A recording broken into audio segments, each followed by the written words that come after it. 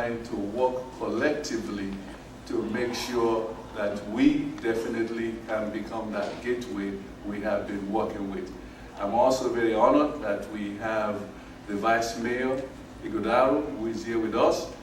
Our hope is that through Miami Gardens, we will be able to turn this city here into the largest hub for African handicrafts, for African spices, for cultural fabric, and all these products that you have brought here. This is where we hope within the county we'll be able to make that possible. Now, ladies and gentlemen, I have a very important speaker. Just last week, I was honored to be with him in Abuja, Nigeria. And the message that he brings and the information that he provides will shed a lot of light on the role that the United States government is playing, utilizing efficiently and effectively our taxpayers' money to ensure that we can have those trading partners and we can have those communities in developing countries in Africa that we could always count on, and that we would be able to have the level of security, the level of economic growth, the level of prosperity that every community deserves. His organization, and he will tell and he will talk to you about his programs, is empowering communities all over Africa. It's a foundation that actually was created by the United States Congress. This is a secret that very few people know about, and I think we are very honored that C.D. Glenn is here with us in Miami Gardens, in a community that the Africa Trade Development Center is actually trying to do what he's doing all over Africa, going into communities that really needs the impact that will create the jobs, that will bring the level of engagement that would allow small, medium enterprises to become the engine of economic growth. So I would ask for you first to listen to him before we give him what I know will be a standing ovation. But before we go, let me tell you a little bit about Mr. Glenn. C.D. Glenn is the president and the CEO of the U.S. African Development Foundation, a U.S. government agency dedicated to supporting African-led, African-driven development solutions via catalytic financial investment in the local technical and providing local and technical assistance to African grassroots communities and local enterprises.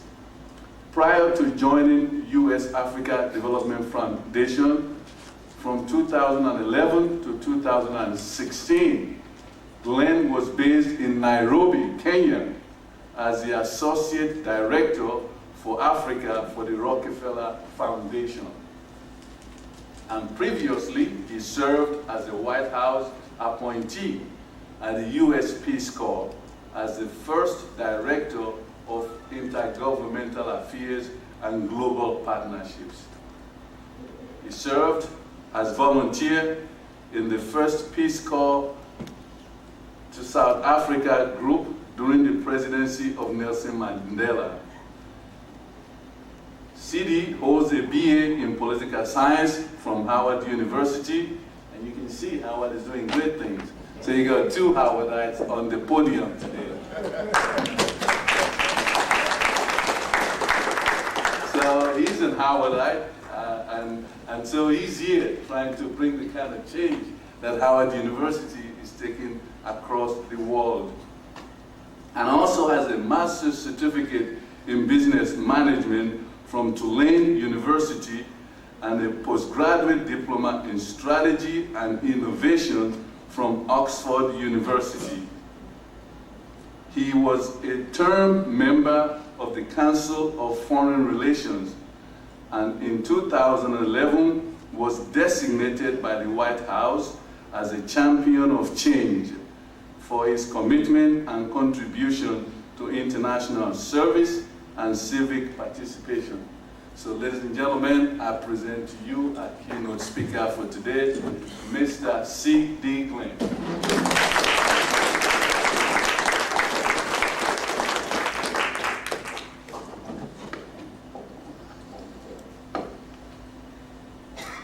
Honorable Vice Mayor, Honorable Commissioner, Directors of the Airport, the Seaport, Port of Everglades, Dr. Blyden, thank you all for having me here with you this morning. Before I get into my formal remarks, I would be remiss without really paying homage to Fred Oladinde.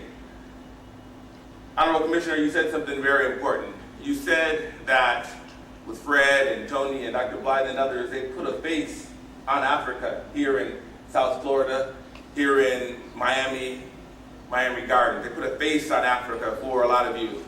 And I can tell you that last week I was in Cote d'Ivoire and Abuja. I was at the UN yesterday. Tomorrow I'll be back in Washington on Capitol Hill speaking before members of Congress about the importance of Africa trade and investment. But I had to be somewhere special today. I had to be in Miami Gardens because Fred Oladinde has been in my office when I wasn't there waiting for me, has met me in my office to tell me about the importance of the transformational change that's happening here in Miami Gardens, that's happening here in South Florida as it relates to U.S.-Africa trade and investment. So while for you, he's put a face on Africa, for those of us in Washington that are dedicated and committed to the economic development of Africa, he's put a face on Miami-Dade. He's put a face on Miami Gardens. He's put a face on South Florida as it relates to African trade and development. So for that, Fred, I thank you. I have colleagues who literally just got off a plane from Liberia last night. They had to be here. Our colleagues who flew in from Washington, they had to be here because of the transformational change that is happening, because of the commitment, the long-term commitment, 19 years that you have shown to Africa trade and investment. And I'm here today to talk a little bit about resilience. Dr. Gonzalez, you used that word. It's a very important word, the resilience, as you said, of the airport. Talk a little bit about resilience. And then I also want to talk about hidden opportunities. You know, hidden opportunities are really, really important, and I want to sort of demystify, but also shed light and make something that's currently hidden, seen and visible, to be leveraged, to be utilized by all of you. So we as an agency can be hidden no more, but so that we can also work together and you can leverage the work that we're doing on the ground, transforming African communities, really creating economic development, creating micro, small, and medium-sized enterprises, but more importantly for them to link to your interests so that they can utilize the port of Conakry and utilize the port of Everglades and utilize the airport and the seaport here in Miami-Dade to really, really create these trade linkages.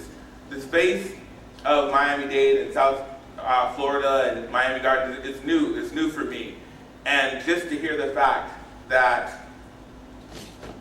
Miami is the closest point to Africa. I mean, I've been living and working in Africa for 20 plus years and had no idea of that. So just that sheer fact, and I saw my colleagues writing it down, and that's amazing for us because we should be more involved. And I can say you have a commitment next year, the year after, and for years to come for us to be represented here, to be able to really link our efforts with those efforts of the citizenry here. So one deal has been done. If this is a deal-making conference, there's one deal is done. You have a partner in the U.S. African Development Foundation. But I do want to, as has been done, sort of pay homage, give respect, and really offer prayers and thoughts to those impacted by the hurricanes and the earthquakes faced by Mexico, the Caribbean, U.S. Virgin Islands, Puerto Rico, and right here in Florida, in South Florida. just as a personal note, I have a brother who lives in Jacksonville, and he and his wife and young son, they went away for a week or so. My parents live in New Orleans. There's another Howard grad. There's also a Tulane grad here, so there's some New Orleans love happening on the dais as well. But my parents live in New Orleans and went through Hurricane Katrina 12 years ago, and so the prayers were answered that Miami wasn't impacted to that degree. But just thoughts and prayers for those of you who have been impacted. Riding here today, my colleague, when we were in a taxi, we saw the stop signs in the middle of the street. And then it dawned on him, and he said, "Oh, what is this? Because the traffic lights are still out." So these kind of things are visible to those of us who've flown down here and seen how you've withstood the devastation, but yet still are pushing through.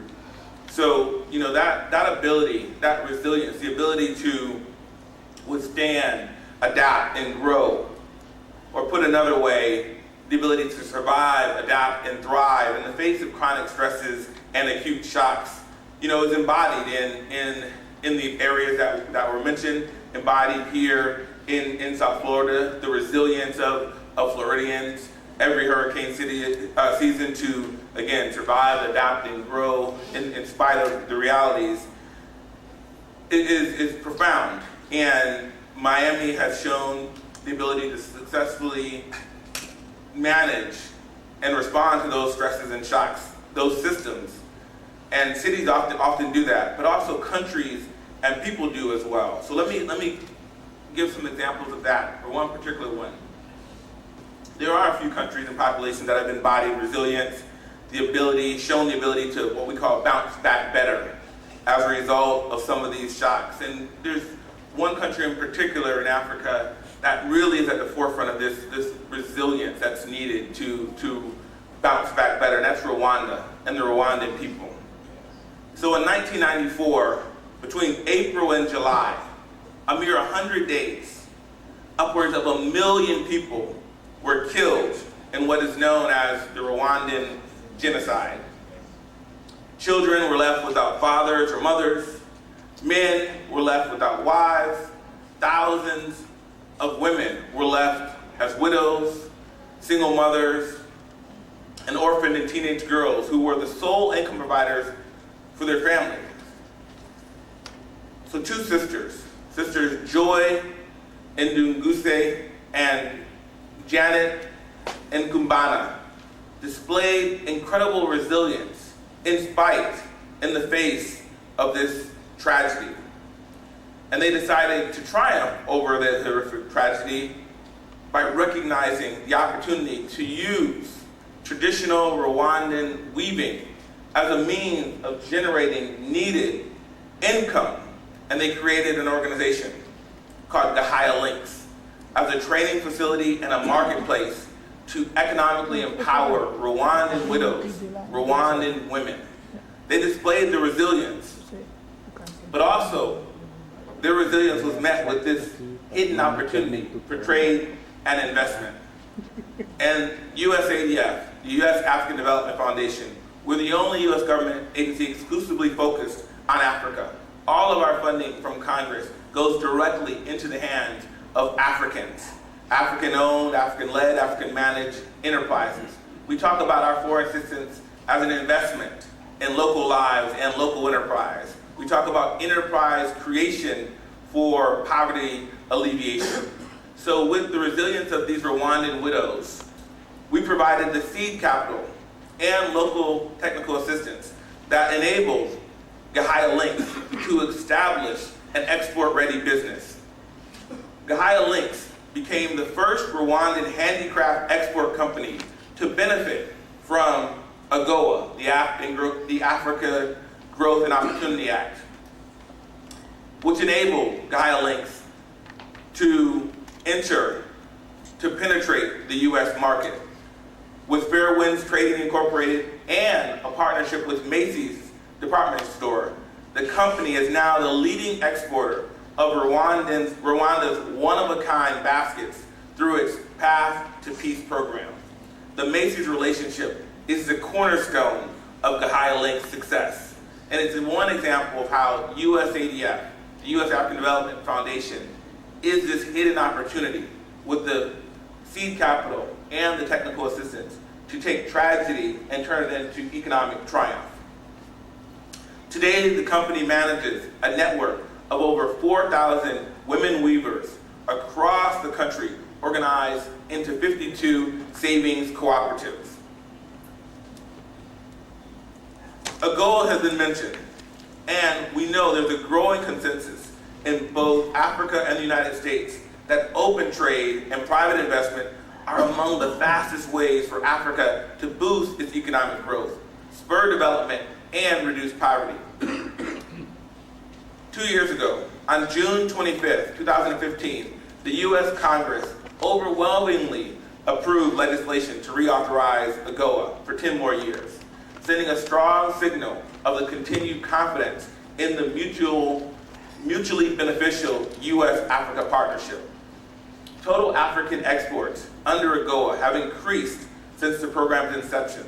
In 2016, total AGOA exports, including U.S. Generalized System of Preferences, was $10.6 billion. Since AGOA was established in 2000, non-oil exports have increased 200%, rising to $4.2 billion in 2016. By providing duty-free access to the U.S. market, AGOA has been successful in helping eligible nations diversify their exports to the U.S. and create employment and inclusive economic growth. And under AGOA, these 38 eligible countries, they can export their products. However, the vast majority of African countries have not taken full advantage of the export preferences that AGOA provides, owing at least to 4 factors: lack of capacity of the organizations, lack of finance available to the organizations, limited economies of scale, and lastly, the one that we should really focus on is knowledge of the U.S. regulatory and import requirements, so we can take advantage of the great work of the airport and the seaport and the port of Everglades. So USADF is committed to changing these 4 factors. Our business model of providing seed capital combined with local technical assistance helps producer groups, helps handicapped groups to grow their enterprise and become investment ready. Right now, we operate in 20 countries throughout the continent.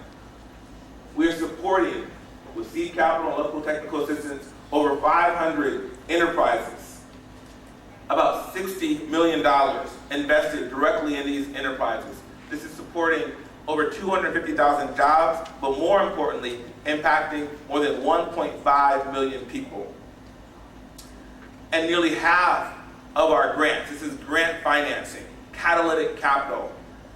Our grant investments basically have a 3x return. If we put a $100,000 grant into a micro, small, and medium-sized enterprise, we see that enterprise grow 3 times.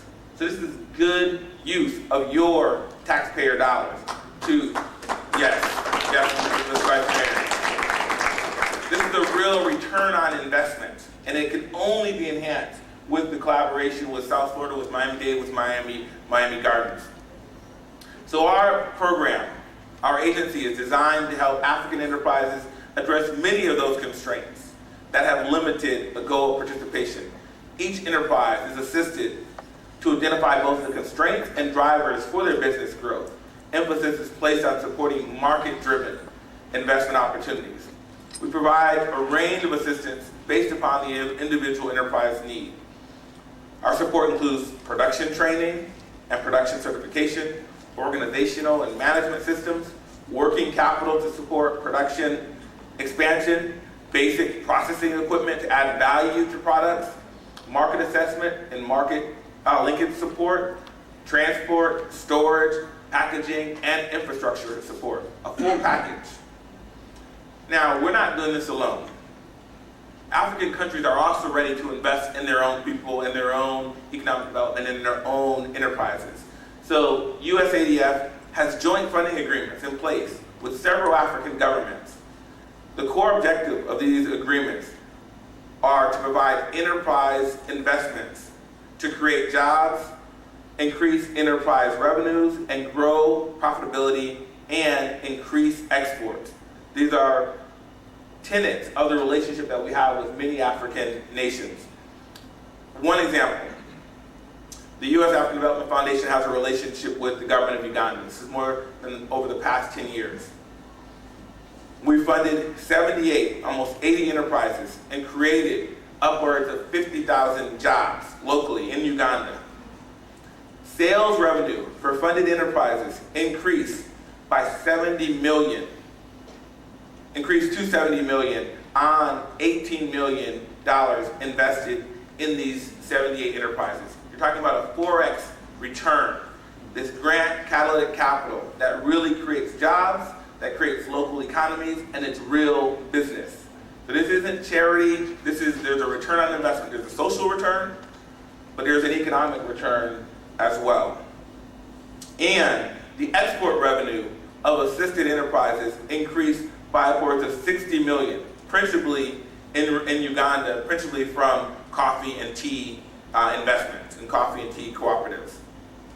So our investments in AGOA eligible products that have high potential for export activities include the following. We invest in handicrafts, shea, cashews, coffee, a range of cereal products that can be processed into ethnic foods. I think the director from the Port of Everglades mentioned this as American consumers. You know, these ethnic foods, the population that you have here in South Florida are looking for those foods. And speaking of food, you know, I've talked a little bit now. There's a familiar expression that I like to talk about, that I like to say. It's proof is in the proof of the pudding. Anybody heard this? The proof of the pudding? The proof of the pudding is not in the hearing about it. So you've heard me talk a little bit. It's not in the talking about it. The proof of the pudding is in the what? Yes, in the eating and the tasting. So I talked a little bit about all these wonderful things that this agency that I run, that we do. Let's taste a little of the pudding. Let's talk about some specifics, even beyond what you've heard in Uganda. Let's go to West Africa. Let's go to Benin. So in West Africa and Benin, USAID investments a lot in shea nuts, in cashew cashews as well as cassava products. Cassava is an amazing crop. Gari, those of you who are from West Gari for local foodstuffs, but also anybody grew up in your lunchroom and had to eat tapioca pudding. Tapioca pudding, that was one of those lunchtime staples. I don't know why, but that's tapioca pudding. That's cassava. It's from cassava. So Gari and tapioca groups currently export through informal networks from Benin into Niger, into Nigeria, Gabon, and other countries in the sub-region. Why not here? Members of an association in Benin called AKB produce shea nuts. So AKB is an umbrella organization that regroups collectors, buyers, and wholesalers, processors, and exporters of the raw shea nut. And they create shea butter and products manufactured from shea butter, including cosmetics, pharmaceuticals, as was mentioned here, soap, all from shea. So our intervention targets quality improvements and aggregation of the raw nuts by approximately 8,000 individual woman collectors. And we make sure that they're able to resell in a collective to buyers, wholesalers, and processors. And that's really important for those of you who want to do trade and investment in Africa, because we do what I call sort of the heavy lifting. I mean, the hardest thing about sourcing from Africa, sourcing from individual smallholder farmers, individual producers is, are you going to go to 8,000 different people to get your product, to aggregate it, to package it, and then try to ship it here? No. But you have an agency, a hidden opportunity. That's our job. That's what we do. We're on the front lines at that first mile of the training, the aggregation, to bring them together. And we want to link them to market. Where's that market? It's right here. Whether it's Miami-Dade, Miami Gardens, whether it's all of South Florida, but the market is here. So we're on the front lines in the local communities doing the Lord's work and wanting to link those communities to larger markets. Next door from Benin in Burkina Faso, we work with women groups that produce over 50 tons of organic shea butter annually. You guys have seen commercial where Johnson & Johnson and every other product now is talking and utilizing shea that's coming from Africa producers. I mentioned the handicraft sector in Gahaya Links and the great work that those women widows have been able to do selling their baskets into Macy's and other department stores. But also in Niger, we have handicraft sector investments that range from the Tuareg, who do handcrafted jewelry, beautiful silver jewelry produced in the Agadez region of northern Niger. We work with handicraft groups in countries such as Zambia. So handicrafts is one of the areas that we're very, very invested in. But I talked about the proof of the pudding and the tasting and these ethnic foods. So let me get a little bit personal about food, a little bit. So I have 3 daughters, and they're all different. And if you have kids, you know, all your kids are probably, your children are pretty different. One of mine loves dance, and she's into dancing. She's 9, it's Malika. I have a 7-year-old who's artistic, very artistic. She loves to draw, color, all that. That's Soraya, she's 7. Then I have my big girl. She's 12, her name is Nia. So Nia spent, from when we were 5, we moved, I left the Obama administration, we moved to Nairobi, Kenya, and I, as Fred mentioned, ran the Rockefeller Foundation's Africa region, where we were doing investing in African enterprises focusing on the agriculture, climate change, renewable energy, a number of investments throughout the continent. And I think those of you who've been to Kenya, anybody been to Kenya? So Kenya's a great destination for tourism, fantastic destination for tourism. And ironically, on the trade and investment, almost all of the fruits and vegetables that are sold into the UK are coming from Kenya. And flowers. I lived there for 6 years. I worked in this space. Flowers. So if you think about Holland, you think about flowers, tulips, roses, floriculture. Literally, KLM, the airline, you would know, Dr. Gonzalez, KLM, the Dutch airline, every day, they bring in 2 empty, I don't know what they are, 777s, the biggest aircraft, the Boeing A380 and the, these big planes, they're empty. And the customers don't complain because there's no customers on them because it's cargo. So they're going into Kenya and they're bringing back roses from Kenya and Ethiopia. Those, they're literally picked up at midnight. They're in markets at 6 a.m. in Holland. So all of the roses that you're buying in Holland and in all over Europe had come from Kenya 6 hours earlier and are sold into Europe. The same thing happens with a lot of foodstuffs.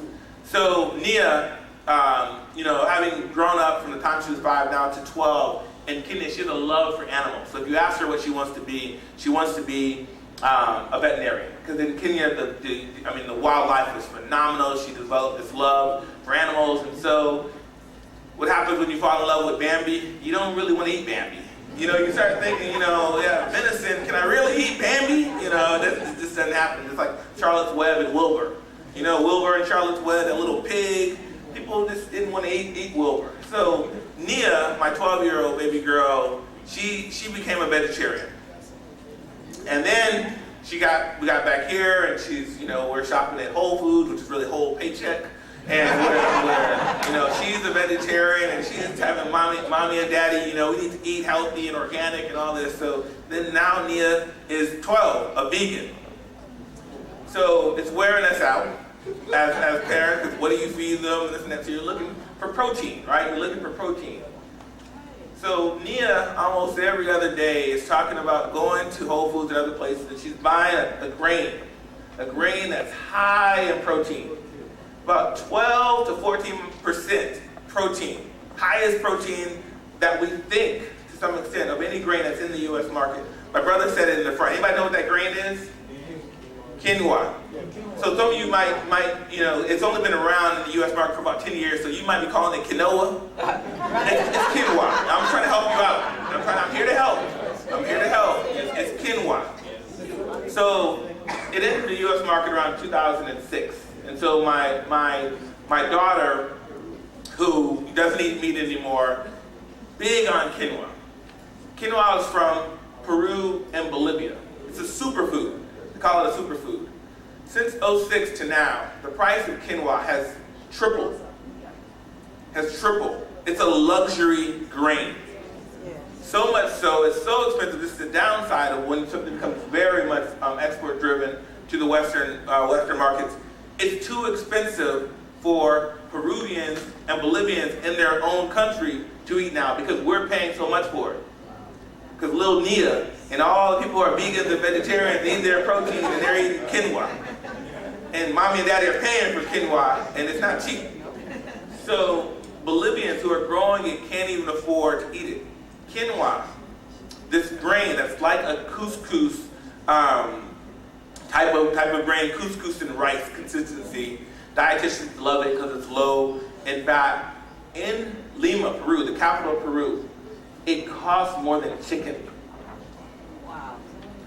This grain now, superfoods, that's from, they call it the miracle of the Andes. Because economies are being grown by this ethnic food from South America that we in Washington, D.C. and Miami and all over the country are buying. This superfood from South America.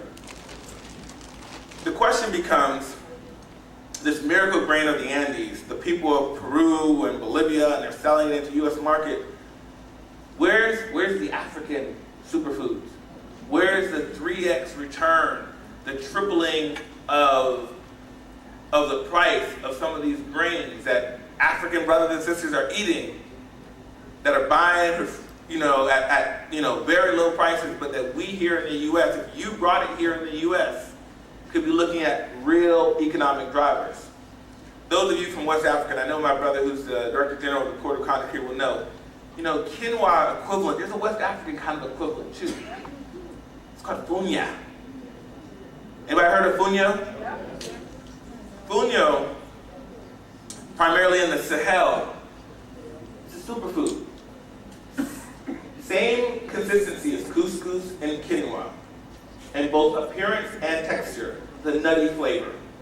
They put it in stews and porridges, and it's even ground into flour. Guess what?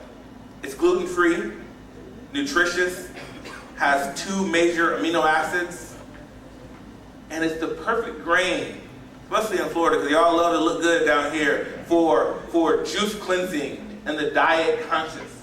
Funya. Funya from West Africa. But you know the challenge is? People can't get their hands on it. People can't get their hands on it here. So we at USADF in Senegal, guess what we're doing? We're working with hundreds and thousands of growers of funya, aggregating them, training them, helping them process and package so that they can sell where? Here in the U.S. So my daughter can, I'm not saying she has to stop eating quinoa, but I want her to have an African alternative. Yes. An African alternative. Yes. So these are the kind of things that we're trying to do, to really take what Africans and African smallholders are producing, whether it be their handicrafts, whether it be their crops, invest in them, help link them to market. And we do this in a very, very deliberate way. We have sort of a 3-stage approach to our sort of investment in these agricultural cooperatives. We focus on the enterprise development, the development of farming as a business. I'm mainly going to talk about agriculture a little bit here, but farming as a business. And the way you really do that as a cooperative, those 1,000 people coming together, we help them with training. We help them with, as I mentioned, sort of their production. But a lot of it is their back office. Do they have an accountant? This is a business now. Now they're selling to a market. They're not growing just to growing to eat, they're growing to sell. And they need this operational assistance. So we help give them this, what we call capacity, this technical assistance to really operate. Yes, they're together because they're socially in one ethnic group or tribe. They're in one geography, so they're together socially. But how do we help them be together from an economic standpoint as well, and really take their livelihood to make it a business enterprise? And so we support them in that, what we call capacity building, really helping them organize themselves as a real business enterprise. We also have them think about enterprise expansion, really their business model. They're growing. Is there a market in mind? How are you reaching that market? Can you aggregate the production enough so that someone will come and buy and really link you to market? So we talk about that as enterprise expansion. And lastly, we want these groups to move away from our sort of grant funding and financing to really be able to get inputs and loans and real money to be real businesses from those investors, whether investors like you or investors in the country. So we really help these cooperatives go from loosely functioning associations that are registered to real business enterprises that are selling Punyo and other products here in the U.S. or baskets into Macy's. So that's our commitment. And our commitment starts with the first M that you would think of. There's sort of 5 M's to our model. The first M is what I mentioned, and that's sort of the money, right? That's one you all like to talk about. Every business person, if you ask them what they need money. But to be honest, that's been almost the easiest part. Because you say money as your first thing, but it's really not what you need to expand and grow, and even the groups that we talk about. They really need management. They really need management of their, some real structure to their business. Money is catalytic and it's needed, but they really need management. They also need some mentorship. Every small businessman or woman in here, anyone operating, leading anything, thinks about mentorship. You know, we're the real role models. Who's done it before? So the money matters, but the management also matters. The mentorship also matters. For us, it's an investment over a certain amount of time, so we think about who's going to monitor their progress, who's going to really help them when the days get long and hard, or it's a really bad harvest or a season, who's really monitoring their progress. So the monitoring is really, really important for us. So you heard about the money, the management, the mentorship, the monitoring. But the reason why I came here and why I brought Tom Coogan, Tom, stand up, why I brought Tom Coogan, who we had to give him a clap. He got off a plane from Liberia last night after midnight to be here. And then Lily Bidou, our colleague from Washington, D.C. Lily, let them see you so that they can make sure that. So the real reason why Tom and Lily and I are here is because we're doing our part. We're providing money to African enterprises. We're giving them management capabilities. We're giving them mentorship. We're monitoring their progress. But you know what we can't give them? There's an M we can't give them, that you guys have to give them. We can't give them markets. You guys, this is the markets. So the market has to come to Muhammad. The market has to come. So how can we really create these real linkages between the work that we're doing on the ground with small-scale producers, with handicraft associations, with people who are trying to start enterprises, and you be the market, the link to help them scale so you can do well and make money here, but also have a contribution to real economic development in Africa, because Africa is rising. Africa is open for business, but it needs real connections. Our mission, and it's really to talk about creating pathways to prosperity for underserved communities in Africa. Those pathways to prosperity, guess what they need? They need a gateway. Guess what I heard today? Miami is what? The gateway. So this is where Fred, waiting for me in my office, meeting me in Abuja, of the work that Tony does and Dr. Blyden, the work that the Foundation for Democracy in Africa has really done is bring some of another ingredient to the success we really need to spur and really transform trade and investment with Africa. The closest point in the Western Hemisphere to Africa in the U.S. should be that gateway. And if we're creating pathways, the pathways that we're creating with underserved groups, with enterprise in Africa, should reach your gateway. And I'm committed to our team understanding more about what you are looking for, understanding how our work, working with producer groups, working with handicraft associations, working with women who are here, who are working with women there, how we can really create real linkages to spur trade and investment, not only locally in Africa, not only regionally in Africa, but internationally here in the U.S. This is the 19th year that you have been doing AfriCANDO, this trade and investment symposium. I guarantee you, the 20th year, what I want to do is to make sure we have one of our producer groups or representative of one of our associations who talks about the relationship that happened between the conversations that will happen over the next 2 or 3 days, and how we can have a showcase, an example of after today, after this weekend, where we really have some positive proof points, some good tasting pudding of the relationships that we've created between the U.S. African Development Foundation and AfriCANDO and the Africa Trade and Development Center. We're committed to that. We're here because we're open for business, and we really thank you for the collaboration and the partnership. Thank you.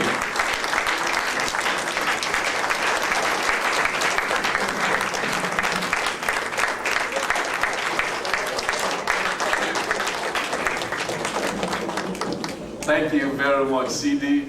Please let's give CD another round of applause. In the last, just for the few weeks that I have been on the radar of his travel, CD has put more miles in trying to actualize the mission of his agency. And I am so proud, I'm so happy that he's here with us here in Miami Gardens. I think the issue of utilizing U.S. government taxpayers' dollars to create jobs that would also create jobs in the United States, even though that is not the mission of his agency, and the way he's been able to put that architecture in place is very compelling. Can we please give him another round of applause?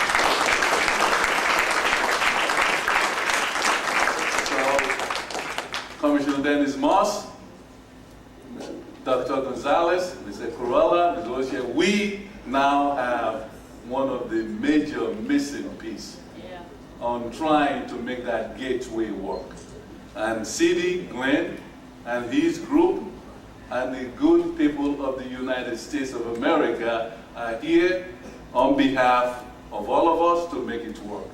It is my hope, and I'm asking everybody here, that as we meet with all of these very important guests that we have, as we make our presentations to them, that we identify those groups, and we're going to be working very hard on it. And we're spending a lot of our time to identify those companies that are export ready in terms of the sustainability, in terms of standards, instead of capacity. USADF has the presence, has the footprint in Africa to give them the capacity to do it. What our job here is now to do that last mile, to be able to get those products and to be able to put it in the hands of American consumers. I'm so delighted that we have CD here with us, and I would please again just indulge you and ask you to please give him another round of applause.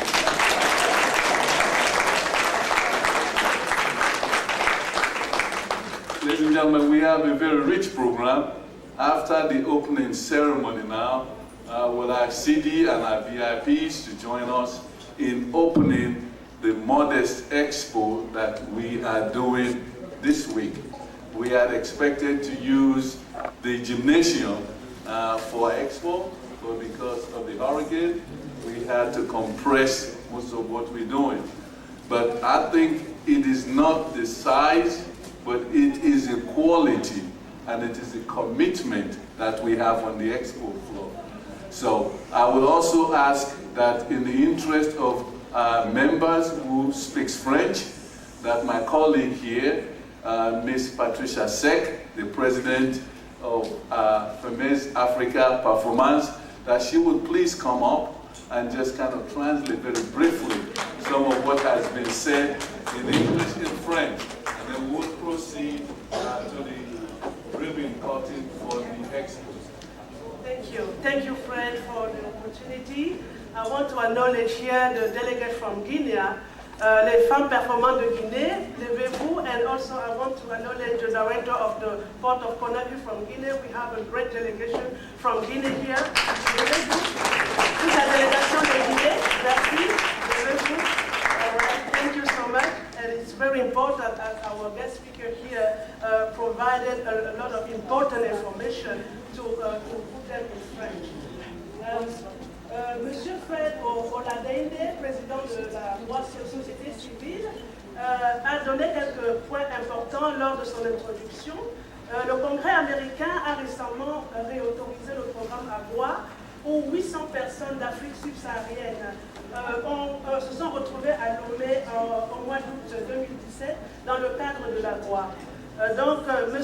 Fred dit que nous avons décidé de ne pas annuler cette session de Miami ici, malgré l'ouragan Irma, grâce à la détermination des participants de la conférence de Lomé.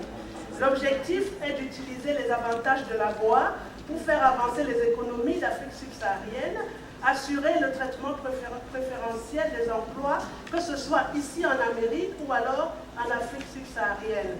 Avant 2025, le projet de ligne aérienne de Miami à une capitale africaine doit voir le jour. Donc, ils sont en train de travailler d'arrache-pied pour ça. Et il faudrait donc identifier, pendant ce forum, identifier les meilleures PME qui ont été invitées ici pour présenter leurs produits et les 10 entreprises qui seront identifiées, l'État de la Floride et la Chambre de commerce africaine en Floride va les accompagner.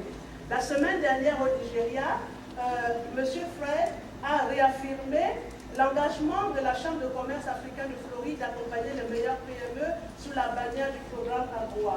Les partenaires ici et les intervenants vont adresser le volet sécuritaire, les infrastructures et les ateliers techniques. Le président de la fondation US Africa, le Dr. Kenwich Bliden, il a participé à toutes les conférences africaines depuis le début ici. Et il dit qu'aujourd'hui c'est plaisant parce que c'est la 19e édition.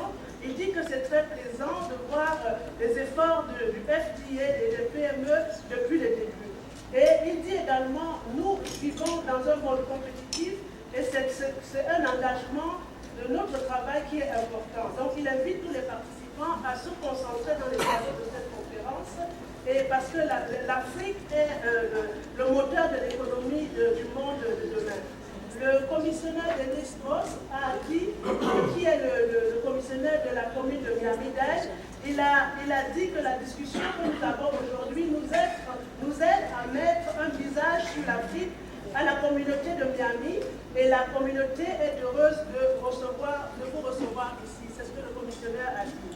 Également le docteur Emilio Gonzalez, qui est le directeur du port international de Miami, il a présenté les avantages en fait de l'aéroport international de Miami. Ce n'est pas qu'un aéroport, c'est également un réseau qu'ils sont en train de mettre en place puisqu'ils sont en train de travailler pour que l'aéroport de Miami soit également une zone de libre-échange. Ça permettrait de créer des emplois et ça permettrait de renforcer les flux de marchandises entre Miami et l'Amérique latine, puisque Miami a environ 6 000 avions qui partent de Miami vers l'Amérique latine. Donc il dit, nous essayons d'aller au-delà d'un simple aéroport, nous sommes concernés par la création des emplois. Nous avons demandé que l'aéroport soit aussi une zone de libre-échange. Cela va vraiment développer les emplois et un hub de trafic d'affaires. Également, nous avons le président Sidi Green, le président de la Chambre, le président de l'Afrique, Amérique, de la Fondation Afrique-Amérique pour le développement. Sidi Green, il a été assez concret et perspicace. Il a donné les exemples sur comment il travaille avec les pays africains et comment des pays comme l'Ouganda, le Bénin, le Burkina Faso, le Nigeria et la Zambie ont pu exporter ici. L'exemple frappant est celui du Bénin où il travaille avec 8000 personnes qui sont organisées en coopérative pour faire venir les biens ici aux États-Unis. Donc en bref, voilà un peu ce que nos intervenants ont dit. Merci beaucoup.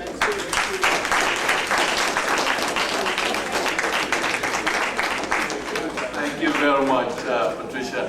I think Mr. Tony has a short statement from one of our very good friends who is not able to join us from the convention and visitor to Europe. Good morning. Good morning. Our good friend, Mr. Bill Talbot, he called me very early in the morning, 6 o'clock. He said, my wife is taking me out to a special place today, which is his birthday. He never missed any AfriCANDO, but he woke me up to give the message to you. The Convention and Visitors Bureau has been our major supporter in this community. And for him to have told me to give the message to everybody coming, because they value the tourists coming into Miami. And every year they treat you good. They want you to come back to Miami and bring your business to Miami. So on behalf of the Greater Miami Convention and Visitors Bureau, Mr. Tolbert said hi and make sure you come back again. CD Glenn mentioned tapioca, cassava. Do you know that your capsule is filled with cassava? Your capsule, antibiotic capsule, the ingredient that goes in there is that for the major filler is cassava. That's why the Chinese are buying all the cassavas in Africa. That's right. So these are chemistry. And when I spoke with the group yesterday, it's important to equip our people with knowledge. With knowledge, you add value to your product.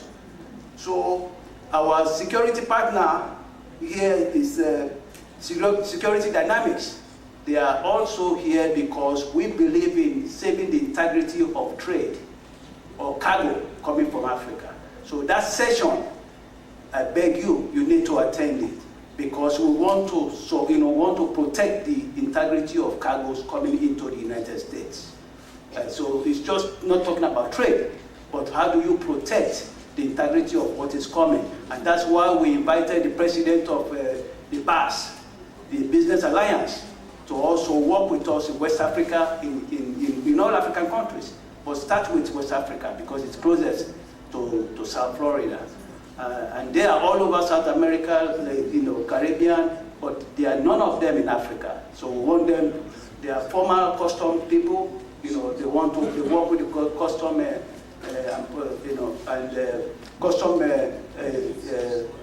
border protection. Of course, we have our friend here, Mr. Bulanki, who is the supervisor of the customs.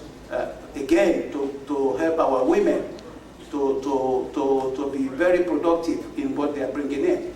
We started this program with women, and everybody laughed at us, that what does women have to do with business?